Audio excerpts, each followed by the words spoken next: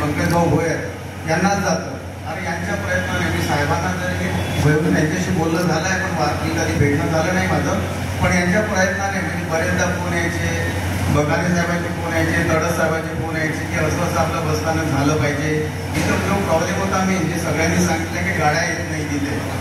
या गाड्या न येण्याचं कारण बाकीच्या ज्या आमच्या गाड्या आहेत, ग्रामीण गाड्या आहेत, इतर गाड्या सगळं करायचं, पण ज्या लांब पल्ल्याच्या गाड्या आहेत त्या येत नाही, कुठल्या तरी कारणार आहे. तर आम्ही जे सगळ्याचे जे आहेत त्याची मागणी आहे, बकाले साहेबांची गाड्या आल्या पाहिजे.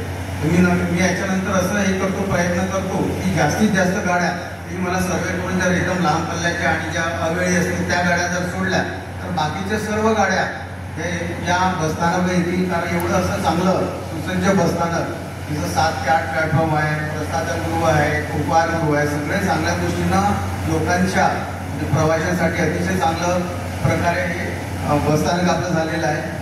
आपण एस टी महामंडळाचा विचार केला, त्यांनी सांगितलं की 1 जून 1948 मध्ये सुरुवात झाली. आता जेव्हा मी आलो ते आमच्या वर्धा विभागात अतिशय कमी गाड्या होत्या, 180 ते 190 गाड्यावर आमचं हे डिव्हिजन चालू होतं. त्यामुळे बरेचसे प्रॉब्लेम इथे यायचे की आपण शाळेतल्या मुलांना गाड्या देऊ शकत नव्हतो, इतर ग्रामीण भागासाठी आपण गाड्या देऊ शकत नव्हतो.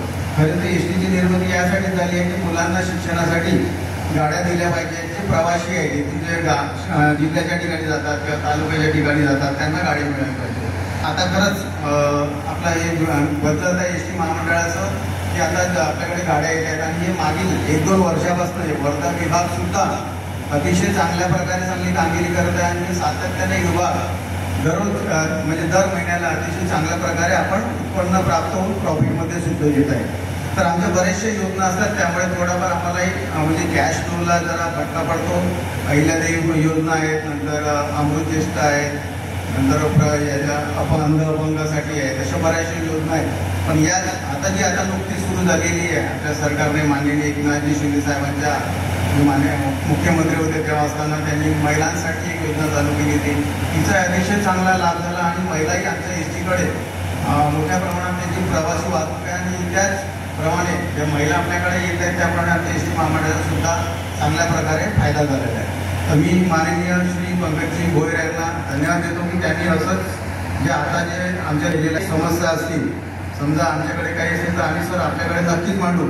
आणि आपण असे लोकप्रिय पालकमंत्री या जिल्ह्याचे आपल्या जिल्ह्यासाठी, आमच्या विभागासाठी सर नक्कीच प्रयत्न कराल अशी मी अपेक्षा व्यक्त करतो आणि सर्वांना शुभेच्छा देतो.